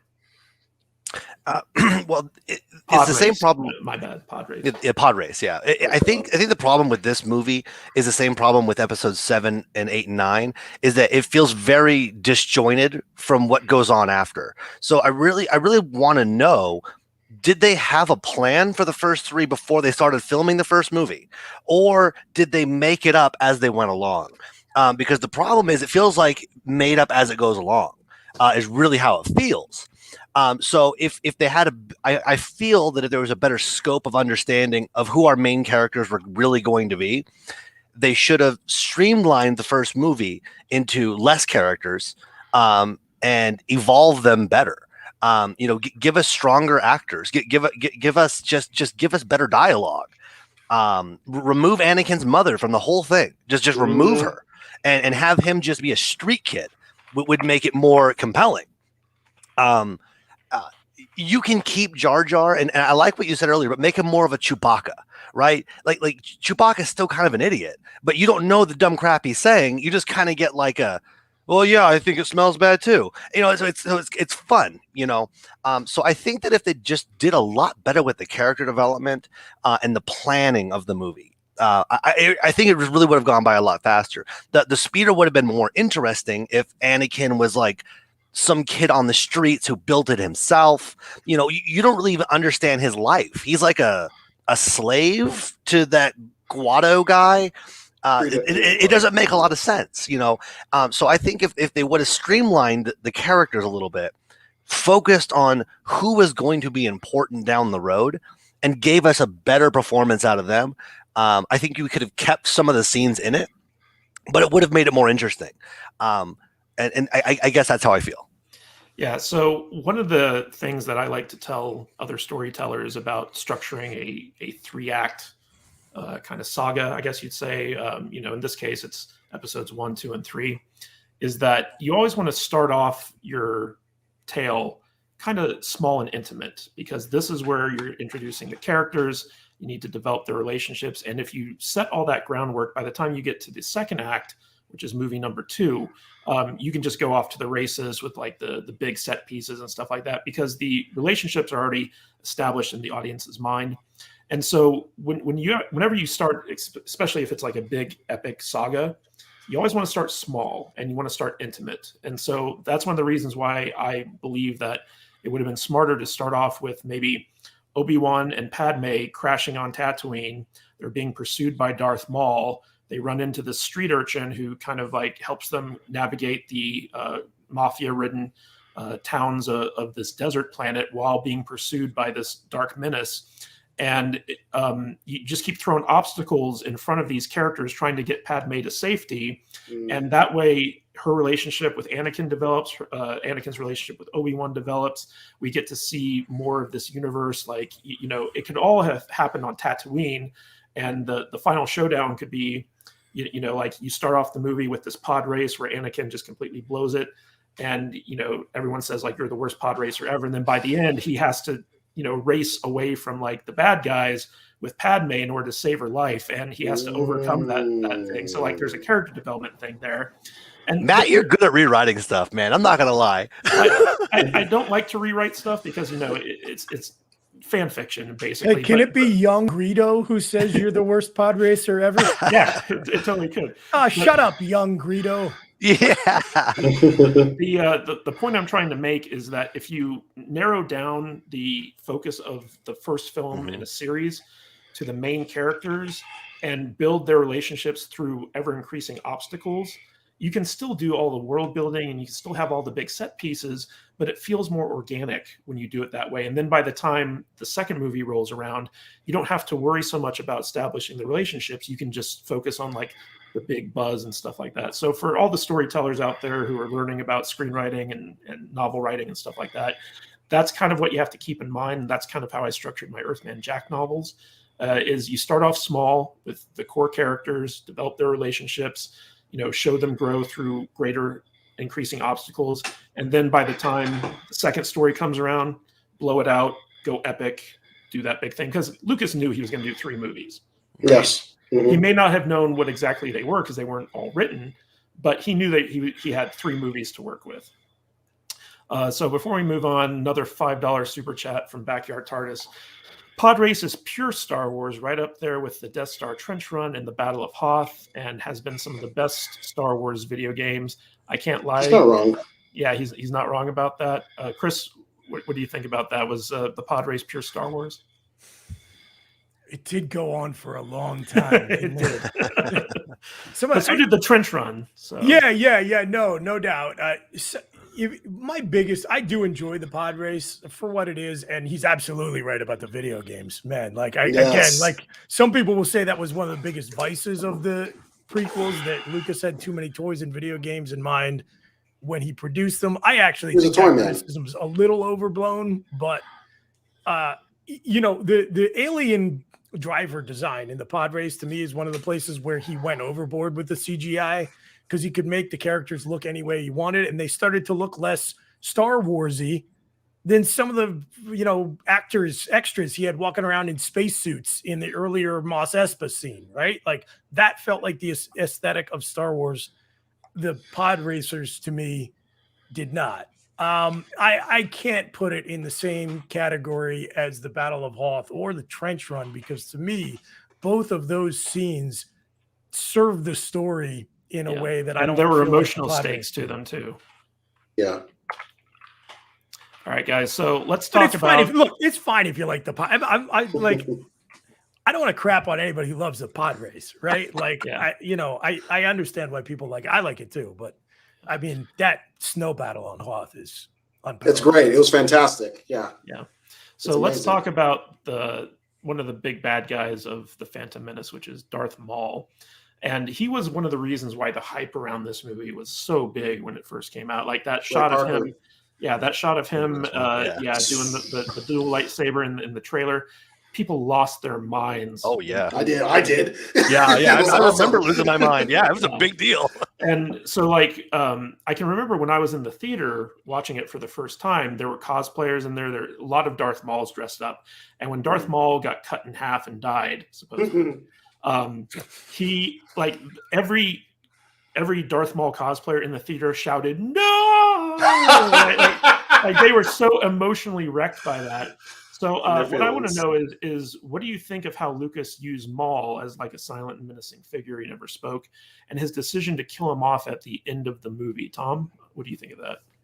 Well, Darth Maul, I think, falls into the same category as Boba Fett. He looks awesome. He is awesome, I guess, but doesn't actually do anything, really. I guess he kills Qui-Gon. I guess that's what he does. But he looks cool, and fans really gravitate to that. Boba Fett did nothing. Just go ahead and think back to it. Boba Fett did absolutely nothing and then died really embarrassingly. Or didn't die. Okay, because he doesn't die. Okay, but neither does Darth Maul. Mostly dead. Mostly dead. Yes. Yeah. That's skin problems. But Darth Maul's not dead either. Because apparently that's canon now as well, because I guess Clone Wars is canon. And he actually comes back. He's very cool. He's in the Solo movie for like 5 seconds. He's not dead, which I think we didn't know that back then. In the long run, really fun. At the time, super disappointing. He didn't need to die. He could have escaped. He could have ran away. You could have cut his hand off. That's a pretty common thing, getting a hand cut off, and then you come back with a lightsaber hand, and that'd be cool too. But yeah, you don't got to kill somebody who looks so cool. Like you said, people half the reason I was into it was like Satan with a double lightsaber is going to be in this movie. I want to see this. But he goes down swinging. I mean, you can't get too mad at him. He did a number on those guys, but he takes on 2 Jedi at once. Yes, but he also says nothing the entire movie. I think Ray Park I think Ray Park still doesn't speak English. So it's like whatever he said was dubbed anyway. And okay. Yeah, it was dubbed. Yeah, I think he only spoke French back then. Was he French? Yeah, Ray Park's French. Okay. He's a parkour. He's like one of the founding parkour guys. Oh, that's right. Yeah. Yeah, that's where he came from. Ray Parkour. Yeah. Ray Parkour. Right. So, I feel like they didn't have to kill him. They could have used him a lot more. Even if they killed him in the beginning of the second one, okay, that would have been cool too. But yeah, they didn't need to kill him. We were really excited to see him. And then we didn't get a real proper villain until the third one, which we get 3 villains in the third movie. The second one is, they have that stupid arena fight and the Django. The Jenga Fett thing just doesn't really work for me. So losing such a cool villain that was obviously, just in the trailer alone, we were hyped. Like, we were going to go see that movie just to see that scene. Like, we're waiting for it. Like, it's 3 hours into this damn thing, and we're like, okay, where's this? Where? Come on, we're gonna get it. We're gonna get it. And I think one of the things that made the original trilogy work so well is that you had this continuity of the antagonists, where Darth Vader versus Luke Skywalker for 3 full movies, and Vader had a chance to be defeated and then come back and kick some ass. By the time you get to the climax, you're like, who's going to win? And with Darth Maul dying like at the end of the first movie after having 0 development, it was kind of surprising. So Charles, what did you think of how Lucas kind of cavalierly used Darth Maul in the movie? Should he have been a bigger menace? How would that have worked? Well, I want to clear something up because I'm in a debate with one of your fans. Darth Maul, he was a Sith, wasn't he? He was a Sith. If he wasn't a Sith, he wouldn't have been called Darth Maul. He was a Sith apprentice. Maybe he wasn't a full Sith, but he was a Sith apprentice, wasn't he? Yes. Otherwise, he wouldn't have been called Darth. Darth is for the Sith. Yeah. Yes. Yeah. He was well, it also depends on if Dooku was a Sith at the time. Oh, I have so many theories on that. Can we get into my Count Dooku theories? And I'll get into that because remember at the end of Attack of the Clones, Sidious called him Darth Tyrannus. So he was the second Sith apprentice. I don't know if he was a full Sith, but he was secretly a Sith. No one knew he was a Sith. He still went by Count Dooku. He took his. But the thing is Dooku was a Jedi Master, so you'd think that he'd also be like a full Sith as opposed to an apprentice. Yeah, he never fully embraced it, but he did. He was technically called Darth Tyrannus. That was his Sith title. But anyway, going back to Darth Maul. I did mention earlier kind of my thought. It sucked that he died because he was an awesome character. Like, I love Darth Maul. I thought he was badass. He was awesome. It would have been great to see more of him. But kind of like what I said earlier, he served a purpose. He was because he was the guy who was sneaking around, who was kind of taking people out on the low. He was not the guy that you kind of show as the face of a rebellion or a separatist movement. You can't. No one would follow him. But he was just a pit bull. He's a attack dog. You sent him out. But it would have been great to see more of him. And I agree with you. The continuity between the original trilogy when it comes to villains, that's great. But I think that he served his purpose. Once he died, and that's the thing, because as you know, Darth Sidious, he only cared about Anakin. He didn't give a crap about all these other people. They were just props so he could get to Anakin, so he could mold Anakin into eventually the Dark Lord of the Sith that he wanted. Well, it's kind of up in the air whether or not he knew about Anakin from the get-go, because Tom talked about the Immaculate Conception, and that could have been Palpatine who manipulated the Force to have the Immaculate Conception or whatever. It's never clear. Chris, one of the things that they established in this movie was there are only ever 2 Sith, and Master and Apprentice. Do you think that was too limiting? Like, could there have been more Sith, and if they had kind of left it ambiguous as to how many are out there, it would have kind of been a better breeding ground for more storytelling? Yeah, I thought that was an odd decision, and I'm not even sure that Lucas had fully thought through the implications of that as far as how limiting it would be from a storytelling perspective when he put it into the script. So yeah, I agree with that completely. As to the killing off of Darth Maul at the end of the first movie, I think big mistake. I thought he had potential to be set up as, one of the main antagonists throughout the entire trilogy. And you could have done really anything with his character. You could have developed him in some really interesting ways, up to and including a better version of the dynamic that existed in episode 3 between Dooku and Anakin Skywalker. Like this idea that Darth Maul was just going to be the Emperor's muscle. And he viewed him as basically the thug, the assassin, the guy to go out and do the dirty work until he could find a better apprentice. But Maul could have had higher aspirations for himself. And so I think you could have done some pretty interesting things with those characters, grafted onto what was just like a fucking cool character design. Like, why do we, one of the reasons we love Boba Fett and Darth Vader and like Snake Eyes and Storm Shadow is because they're fucking cool. And so is Darth Maul. And the thing is, Boba Fett, the whole Boba Fett doesn't do anything trope. I get it, but I don't care. I still think he's cool. You didn't have to make him do anything. He was just written that way, right? It's not my fault. I'm just drawn that way. You didn't have to make Darth Maul a one-dimensional character through all three of the films. You could have built him out in really interesting ways, and I wish they would have, because I think he would have made a more interesting antagonist than Count Dooku did. And frankly, when we got halfway through episode 2, and this is never really followed up or didn't make any sense, when Dooku says to Obi-Wan Kenobi, what if I told you the Republic is being controlled by a Sith Lord named Darth Sidious? I was like, oh my God, this is the twist. The Separatists are the good guys. He left the Jedi Order because he realizes they're getting hoodwinked. And the Separatists fighting against the Republic are actually doing so because they're being led by this rogue Jedi who knows the Jedi are getting played by the Sith. And I thought that would have been awesome. A much more interesting story than what we went with. And then you could have had kind of the dynamic of the Separatists fighting against the Sith infiltration of the Republic government, with Darth Maul continuing to be developed as the Emperor's strongman. Yeah, one of the issues with the trilogy was, I think that Obi-Wan had a different antagonist in each movie.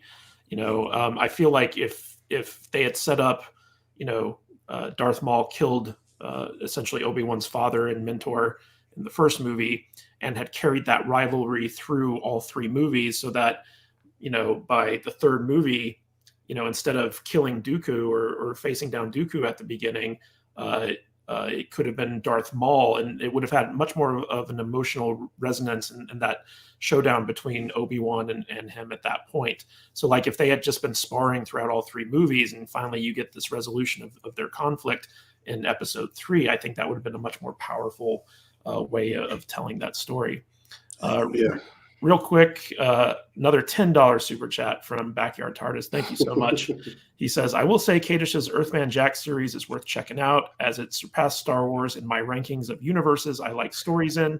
Hopefully to have an audio version soon. I'm working on it, Nick. The book's so long that it's going to cost multiple thousands of dollars to get it converted into an audio book, and it also needs to be edited, and I need to add all the sound effects and music and stuff like that. So it's a big endeavor, and I need to go through the book and kind of add all the narrator notes and stuff like that before I hand it off to a narrator. So it's just a matter of time, but eventually I guarantee it will happen.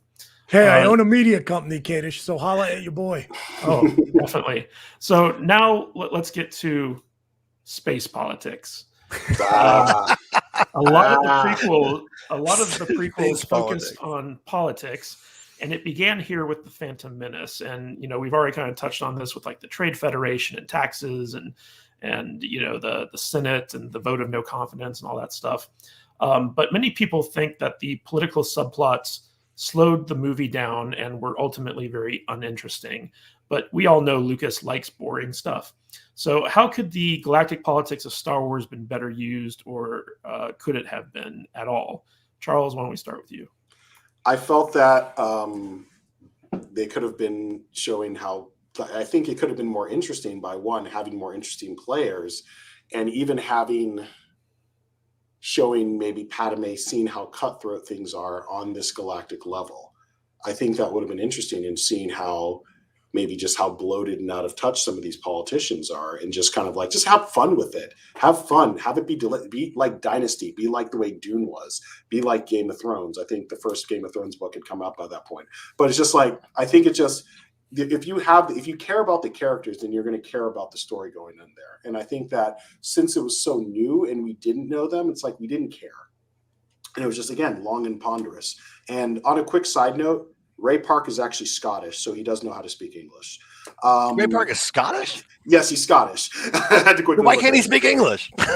Maybe he's speaking in his native Scottish tongue. He had an accent, which is why I think that they overdubbed him. Yeah. But anyway, going back to the space politics, again, it's like when you're doing things on this level, on this intergalactic, interstellar level, again, bring it down to the people. When you care about the people, you're going to care about the stakes. And if you just see these random people and it's like you have no attachment to them, or in Freeta, who is he? Who's paying him off? Why does he always have these like other Twi'lek attendant hot chicks with him? Who is this guy? You know, and at the time, show kind of like, you could have even showed maybe the slightly sinister or kind of little fingerish ways that Sheev Palpatine operates. You know, you could have shown that as well. It's like there's so many things that they could have done to make space politics interesting, and they chose not to. So, you know, one of the things that surprised me the most after watching The Phantom Menace was how few people in the audience knew that Emperor Palpatine, that Sheev Palpatine, Emperor Palpatine, was that guy, from Naboo. And yeah. I was like, did you not see the previous movies? It's like, that's obviously the Emperor, but so many people were just confused by that. And you know, the way that you got to incorporate politics into a story is you got to make it interesting and relevant to the story, which Lucas tried to do, but he did it in a very kind of dry way. Tom, how do you think they could have Game of Thrones up the politics a little bit to make it a little bit more intriguing? It could have been done, I think, in my opinion, pretty easily, where you have, what's her name? Natalie Portman, Padme? Queen Amidala. Queen Amidala. She's kind of new to this thing. She's there. I feel like if she was presented with like a very gracious, welcoming, and they're saying, "Oh, we're gonna do this, we're gonna work with you on this," and everyone's pretending to be your friend, and then you have a Senate scene where they literally just go the complete opposite way, throw her under the bus, and that sets her up for wanting to leave politics down the road as well. Yes. But it would show you just how slimy it is. Because you have a rookie, she don't know what she's doing, and you have all these slime bags that have been there for, who knows, hundreds of years that have been doing this forever. There's ETs out there, and there's that whole cast that's in that Senate. It's like every alien. I think Alf's out there somewhere. No, ET's out there. ET's out there. ET is out there because I've seen him. Yeah, there's an ET, but the Yodas are out there. I don't know. These things live a long time, and it would just be. I think that it would set it up really well. You could introduce a couple characters very quickly, and just say, "Oh yeah, we're on your side. Well, we love what you're doing here. Oh man, these policies fantastic. We're on your side." And then immediately flip it on her and just smash her and make her look like an idiot. And they make fun of her. I think that would have made a bigger difference. Yeah. Not openly. They don't not openly make fun of her. They kind of say, "I'm sorry, we just tested the wind, and that's where it was." Yeah. Well, I mean, like during the open Senate, like okay. It's like, oh, she doesn't know what she's doing, but then afterwards, hey, that went really good. Super fun. Yeah. Wow. Welcome to the team. Yeah. Good luck with this. I think that would have. It could have been shorter and made it more interesting, and then you say, okay, I see what's going on here. These are not good people, and I think that. It's like Chuck Manchin, but he's one of those walrus head aliens instead. Yes, exactly. You say Chuck Manchin? Yeah. I think you fused two people together. You mean Joe whatever. Manchin? Yeah. What's up? Joe Manchin, Chuck Schumer. Joe Manchin. Yeah. Yeah. Chris, it's getting late here on the East Coast. Yeah, Chris, you've had some experience in the political arena. Working on like campaigns and stuff like that. How did you think the space politics was handled in The Phantom Menace, and how do you think it could have been improved? Well, so the easiest and quickest fix is don't make it so convoluted. As I sit here today, I'm still not sure I really understand what the objective was, what the play with the Trade Federation and that treaty was. Like, they keep coming back in the dialogue to, I want that treaty signed. We have to sign the treaty. I will not sign this treaty. What? I never understood. To this day, I don't know what the stakes are of what happens if they do and don't sign the treaty. And it seemed to me like Palpatine's whole plan involved her not signing the treaty, but then he keeps browbeating the Nemoidians into trying to get the treaty. So what if she just signed it? Actually, it seemed like his end game was to get people to give Valorum a no confidence vote. He was using her to do that, and then it would kind of spread throughout the Senate, and then they'd remove him and then put him in charge. Well, it was also kind of Palpatine playing the Machiavellian game, where basically he wins no matter what happens. So, like, basically, if Queen Amidala made it out and she made her case, he could convince her to, remove the sitting prime minister. And then if the Trade Federation got her to sign that treaty, basically signing over the control of Naboo to the Trade Federation, they would in turn reward him by promoting him to their, their representative or something like that. That's kind of my headcanon. Like Chris said, it's not explained very well in the movie. But Chris, how do you think that they could have done that better? So I'll say two things. First of all, an easy way to streamline it could have just been to made it a straight up question of planetary resources and right to invade a planet and claim its resources versus not, right? Like, those are easy, simple, direct stakes that could still allow you to show corruption and institutional rot in the Senate in the way these guys have already described. But the other thing I do just want to note, no judgment, whatever. Enjoy Star Wars however you want. I'm all about the big tent. I'm not a big books guy, but I do have a friend who loaned me, before all this stuff got relegated to Legends, the Plagueis book, which had some compelling ideas in it. And the one thing I will say is there's like a couple of chapters in there that touch on the plot at the beginning of Phantom Menace that finally made sense to me. And I'm like, again, this is an indictment of this film that I had to read a 400-page book just to kind of understand the plot that gets 2 sentences of explication in the opening crawl. So look, if you want probably the best explanation of the convoluted Palpatine Phantom Menace plot out there, check out the Dark Plagueis novel. Go ahead, Charles. So just one thing I actually wanted to add, jumping back just a little bit to when you're talking about Darth Maul and what made him cool. Like, one of the things that made Boba Fett cool, even though he didn't really do much except for follow Han Solo, Darth Vader, already a badass character, put him over, kind of like a wrestling guy. Oh, yeah. And you know how he did it? All he had to do was this. No disintegrations. Boom. That guy's a badass. That's what he does. He disintegrates people. And everyone's just like, ooh, this guy's he's a bad man. He's a bad motherfucker. So anyway, that's all I wanted to say. I just realized excellent point. Yeah. So I'll point out an aspect of writing politics. And this is not something that goes towards propaganda or messaging, because, the people who say, there's always been politics in Star Wars. The difference is that the politics in Star Wars were not propaganda. They weren't trying to push a certain message. They were a part of the story. And when you focus on politics as a story, usually the most intriguing stuff is when people are being very cutthroat in a grab for power. And good people that you want to succeed get screwed over, and people that are terrible that you don't want to see succeed prosper. And I think what Lucas was going for in this movie was he wanted to show the machinations of Palpatine and how he came to power and how smart and stuff he was. And I kind of want to say that the best example I can think of this that Lucas probably should have used as inspiration was the House of Cards, the original British version. Because if you watch that movie, that character is Palpatine. Okay, like he kills people, like he's very subtle about it. He's like he's very manipulative, and he rises to the highest position in government through just sheer ruthlessness. But he's the main character, and we get to hear his thoughts as he monologues to the audience and stuff like that. Obviously, Palpatine can't monologue to the audience, but If you I wish he would have. That would have been a better movie.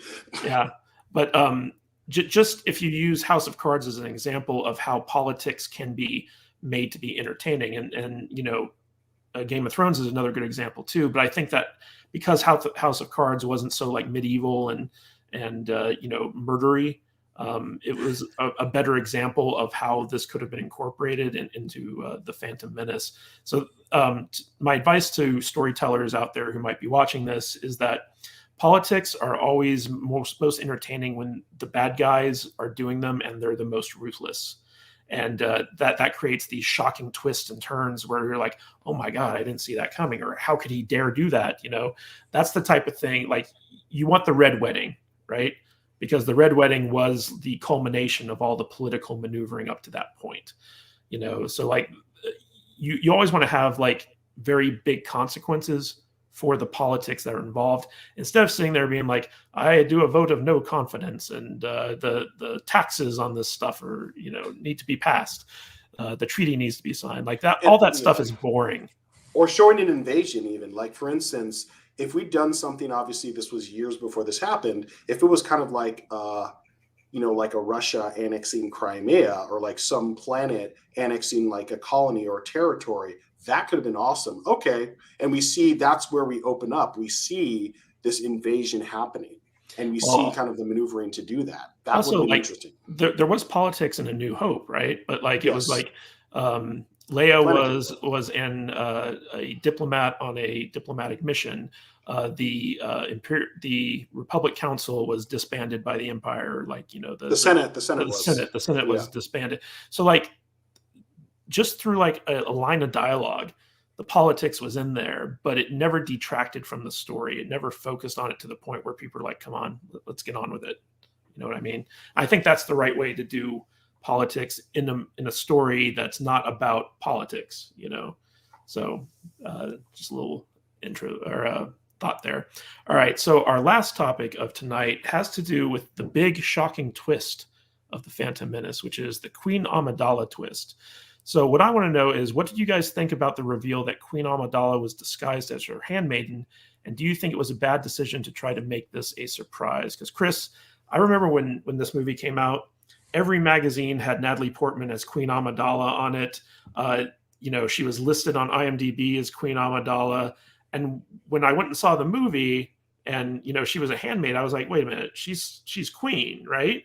And so when the big reveal happened, I'm sure in Lucas's head, before anyone knew what was going on, it was going to be like a big shocking reveal. But by the time the movie came out, everyone knew that she was Queen Amidala. So how do you think this twist was handled? Yeah, you took the words right out of my mouth poorly. I mean, I don't know that I had ever really even thought about that it was supposed to be a big twist, because I thought it was so obvious. Back to your point about Palpatine / Sidious / the Emperor, like, you knew, if you knew, I may not know who played Aunt Beru, Kadish, but I know that Ian McDiarmid played the Emperor, and I knew he was playing Senator Palpatine, and I knew that guy in the hologram looked exactly like the Emperor. Like, it was not hard to put 1 + 1 + 1 together, and it was sort of the same deal, right? Like, I know what Natalie Portman, the actress, looks like. So I from the very start, I was on to the whole switcheroo thing, that it didn't even fully register on me that it was supposed to be, a quote unquote twist. But the other problem I have with it from a storytelling perspective is I kind of felt like it clowned the 2 Jedi Knights. Like, it reduced them and what we thought we knew about Jedi intuition, that they very obviously were supposed to have been fooled by the fake queen as much as everyone else. And to me, I thought that diminished Qui-Gon and Obi-Wan in a way that didn't serve the storytelling. Now, Charles, you're a storyteller. You know how to pull off twists and turns, plot twists, things like that. Yes. What did you think of this moment, and do you think it worked?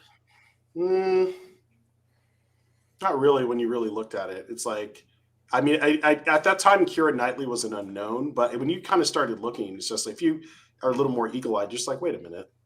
I was like, that's Natalie Portman. She's clearly a handmaiden right there, being Padme, and that's not her. That's somebody else. It wasn't as clever as they thought it was.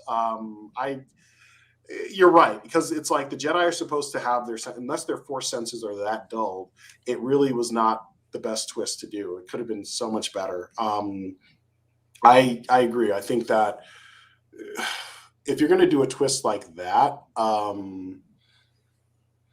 you could have just had like a body double and just put like Natalie Portman in both characters and like, oh, this is my twin or something, or this is my clone. You could have introduced clones even early then. Like, this is my clone. This is kind of what we do to kind of, the clone's whole role is to be the body double and possibly be disposable. That could have been great. And it could have shown how clones are kind of used in this universe, because clones were a thing already. So that could have been kind of fun. Or you could have just had a headstrong queen that didn't care about going into danger, so it didn't have to have that reveal. Tom, the reality of movie marketing, kind of like, I'm sure when George Lucas wrote that twist, he was expecting to kind of keep it under wraps until such time as like the movie came out, because you only get one shot at a big plot twist like that. But with him casting such a recognizable actress, and also all the press that they had to do leading up to the release of the movie, kind of like saying like, hey, she's Queen Amidala, it completely ruined it. And he should have been savvy enough to know that when he was in the writing phase. So what did you think of this twist, and how could it have been done better? I don't even think it's a twist. It was spoiled before it even came out. The scene that like sticks in my head is like she's sitting in her shuttle and she's talking to Qui-Gon and she's like, well, I don't think we should do that. And Qui-Gon's like, well, I'm a Jedi master and I think we should do that. And she's like, well, if I was the queen, I would have done something different. And you're just like, aren't you the queen? I mean, I don't understand what's happening here. Like we all know you're the queen. Like no one in this theater is confused. So to even waste time, like we talked about streamlining, that you could take this whole thing out, like you said, make her a badass, make her. I mean, even Princess Leia was a badass from the beginning. I mean, she's grabbing blasters and blowing people. She didn't care. Why not make her tough? Why not make her aggressive? Why not make her a strong female character instead of like trying to, and we're going to hide her and protect her? Because at the end, she's got blasters and she's going crazy. So waste of time, waste of money, waste of energy. It had no payoff, no delivery. There was no point, literally no point. And I think it's funny to end it on this because I don't know if there's even that much to say about this, because honestly, I think we'll all completely agree. No payoff, unbelievable. No one at any moment was like, what? She's the queen? No one had that feeling. So to waste time and energy and even 3 pages of script, Steve, and put that all together. I want to throw this out to just the panel in general. So Chris talked about how like he still doesn't know why the treaty had to be signed, and I'm kind of like, what kind of society, number one, elects a queen, and number two, elects a child that's 15 years old? Like, what was so special about Padme that the entire planet was like, yes, rule us? So can you guys kind of explain that to me, or at least attempt to make sense of it? I'm with you. I don't know. I mean, if she was 18, I can see why they brought her down, because the whole Anakin thing would have been even more creepy. But the fact that she's a 15-year-old woman who was elected to be queen, and then like the next election cycle, they're like, someone else is queen now. Who do you think she ran against? You imagine watching that campaign video? Some 15-year-old girl beats me on a pulpit. I'm going to lose my freaking mind. She better be the queen. Yeah. It was probably a Gungan. It was a Gungan. It was Jar Jar or Boss. You had a choice between that fat one with Boss the neck or her. When you lose the election, that's your punishment. You got to go rule the underwater. You got to live in the bubble city. As we're rewriting this film here tonight, guys, I'm thinking about what you're saying about like make her more of like a kick-ass, confident blaster wielding character. That also then serves making her even more of like a Ned Stark type, right? At home on the battlefield, at home in a take charge live fire situation, but totally out of her depth in King's Landing, so to speak, right? She goes to Coruscant totally overwhelmed. you know, if she were queen, it could have been a situation where like her father, who was the king, died.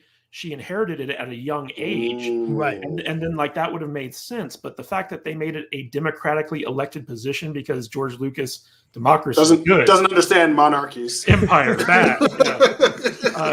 You know, like it's just, it's so short-sighted to me. So like I still don't know why this is a thing.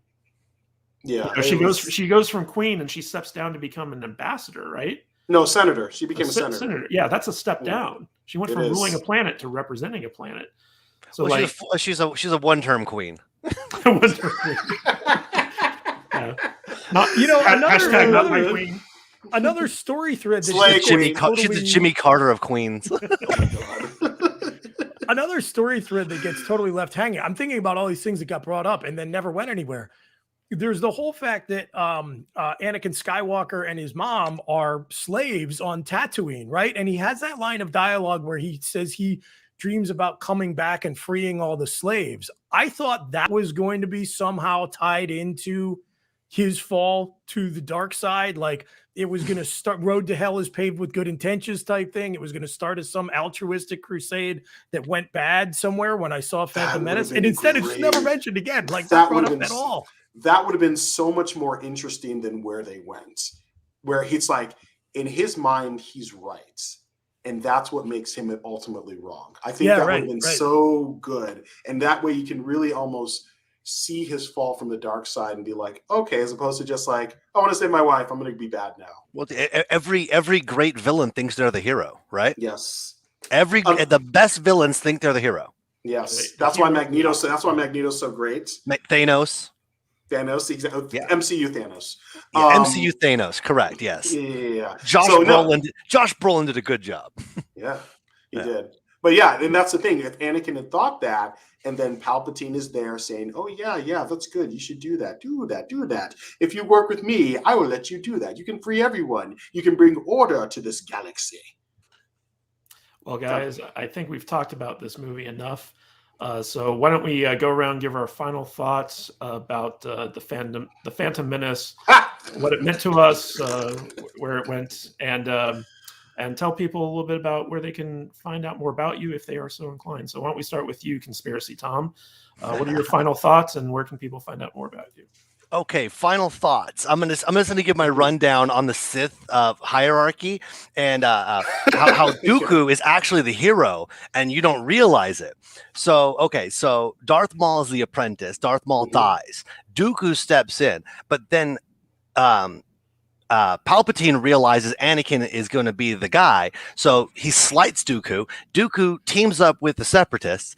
Dooku even tells Anakin and Obi-Wan Kenobi that a Lord of the Sith is in charge of the Senate, and he's trying to take over the universe. Dooku is trying to fight this, but he seems like a bad guy. They end up killing him. They shouldn't have killed him because Anakin's not a bad guy, but he chops his head off. So Dooku is actually the good guy in this story. Go back and watch it, and you'll see what I mean. It'll blow your mind because Dooku is the good guy. He's literally fighting the Lord of the Sith. Love it. I'm a conspiracy guy. That's what's going on in these movies. You just don't realize it. So because sometimes you just don't know you're working for the bad guy. You just don't know. You when you're in the middle of it, you're like, oh no, we're the Senate. We do things by the book. But what you don't realize is you've got a monster manipulating you, and you just believe in your own crap so much. You're smelling your own fragrance and just believing in yourself so much and believing in your cause that you don't realize what you're doing is wrong. So I'm going to leave it at that. The original trilogy is fun. Don't poke fun at it too much because it is too easy to make fun of. If anything, the diner scene with Obi-Wan Kenobi should really. I mean, that's probably one of the worst things ever put in a movie. So yes, that's probably worse than Jar Jar Binks. So all things said and done, I do defend the originals because they're a lot of fun, a lot of action. That's where I'll leave it. But if you want to check me out, I'm with Kadish pretty often on the Salty Nerd podcast. If you really want to find me, I do have an Instagram, and that's about the only thing that I got, because I really don't mess too much with this stuff. But it's Big T2681 on Instagram. Go ahead and reach out and say hey. I take pictures of food sometimes and at concerts that I go to. But reach out, say hi. If you're a fan of this, check out Salty Nerd, because that's a pretty fun show too. Yeah, so for those of you who don't know, in our members area, saltynerdclub.com, Tom is helping to review the Apple TV show Foundation with us right now, so you can see more of him there. Charles, why don't you give us your final thoughts about the Phantom Menace and let everyone know where they can find your stuff? I felt that the Phantom Menace, it had such promise and such interest when the first trailer. And I think, honestly, as good, even if it was the best movie ever, there is zero chance that it ever could have lived up to the hype, because there was such hype and it was kind of like on a larger scale, almost kind of like what happened between The Matrix and The Matrix Reloaded. But I think that it's unfortunate, because by that point, again, George Lucas was unchecked. So there's no one checking him, and it showed in the film. And I just feel that it was just kind of disappointing, because I thought it could have been great. But it's just, there were so many things wrong with the story structure. And going back to even what you said about how the film looked, one of the great aesthetics about Star Wars, at least the original trilogy, is that even though this was an advanced civilization, so many of the locations, so many of the ships looked lived in. They looked like they'd been used. They looked like people had them. And everything was so bright and shiny and clean. Maybe not as much in the first one, but in the rest of the trilogy. And it showed. And it kind of, again, took you out of it, but there was so much CGI. So I was just, ultimately, it was kind of disappointing. And there was good stuff. But again, a lot of the not so good stuff outweighed the good stuff. As for myself, you can find me on Facebook, CCAKK. You can also find me on the gram, on Instagram, even on Twitter. I'm not really a Twitter user that much, but I have it just to have it. But yeah, Instagram, Facebook, you will find me. And I'm definitely willing to talk pop culture and discuss Star Wars, discuss comic books, all things fun like that. But yeah, those are my thoughts. And Charles, why don't you tell people your book, the name of your book series? Yes. So my book series, it's the Pantheon Saga book series. It's currently 6 books, 2 novellas, and a forthcoming 7th book. And the audio book for book 6, United We Stand, is coming out on this coming Tuesday. Nice. All right, Chris, why don't you give us your final thoughts and tell everyone what you want them to know about you? Thanks, Matt. Pleasure hanging out with you guys. Charles, Tom, it was nice meeting you, talking Star Wars tonight. It was a pleasure to be here. I am going to wrap up, because I always have a soft spot for the underdog, by indulging all the Phantom Menace lovers out there. I'm going to say some nice things about this film, because I'm sure you've all been inundated with a lot of negativity, including over the last 2 hours about it. Nevertheless, some good things about the Phantom Menace in my mind. First of all, some signature performances. It gave us Ewan McGregor as Obi-Wan Kenobi, an interpretation of that character that's still so beloved. Disney's going back to the well, hopefully to good effect in the near future. I think we talked about how we all, whether he's relevant to the story or not, enjoyed Liam Neeson as Qui-Gon Jinn. Darth Maul, super cool. The music is maybe John Williams, that for my money in his post-original trilogy best, still very memorable. The aesthetic Charles talked about, I think maybe the most enjoyably distinctive of the prequel trilogy era, and just a cultural touchstone. There is never going to be anything quite like the return of Star Wars the first time. And I know it meant different things to different people at different stages in their lives, and was disappointing and disillusioning to a lot of folks.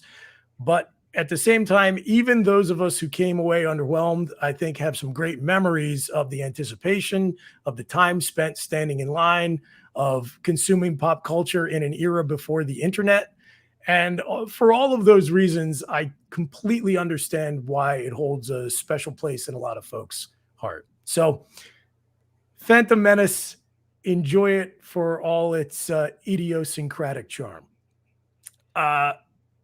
If there are any Penn State Nittany Lions fans out there in the audience, that's me. I'm a college football broadcaster. You can find me during the season on the obligatory PSU pregame show. If you are on the East Coast, you can get us on cable somewhere on Next Level Sports, Nesson, Masson, NBC Sports Philadelphia, or AT&T Sports Pittsburgh. You can check your listings for that. You can find us at statecollege.com and listen to the obligatory PSU podcast. Just start typing in obligatory wherever you get your podcasts. It'll pop up real quickly. And at obligatory PSU is where you can find all of our social accounts. We just try to take a fun, laid back tailgate approach to appreciating college football. So if there are any blue and white backers out there, we'd love to have you along for the ride for the rest of the season. Go State, beat Maryland. All right. I'd like to thank my expert panel for taking 2 hours out of their evenings to come and talk Star Wars with me. For those of you out there in chat, thank you so much for tuning in. And for those of you on the replay, don't forget to drop us some super thanks. So we always respond to those. And also, if you like this content, want to help support the Salty Nerd podcast and want even more exclusive content, because we do 4 members only episodes per month, along with like a bunch of bonus stuff like outtakes and blooper reels and Q&A sessions and behind the scenes stuff, go to saltynerdclub.com and join our members area. You can join at the $5 a month tier or the $30 a month tier. You get different benefits for each one, but it goes a long way. And our goal is to try to get enough support from the people out there to get Matt Vader and Alex to quit their jobs and do the podcast full time. And every little super chat, super thanks, and membership goes towards that goal. Thank you guys so much. Be sure to tune in next Thursday for another Bad Writing episode. And this Saturday, we have a very special home gong where it's me and Matt Vader just doing a chill stream along with Danny Ballard, the Dork Knight himself. And our special guest this week is going to be the Force of Light ladies. So we're going to have a little bit of estrogen on the home gang with us this week. Anyway, guys, thank you so much for tuning in, and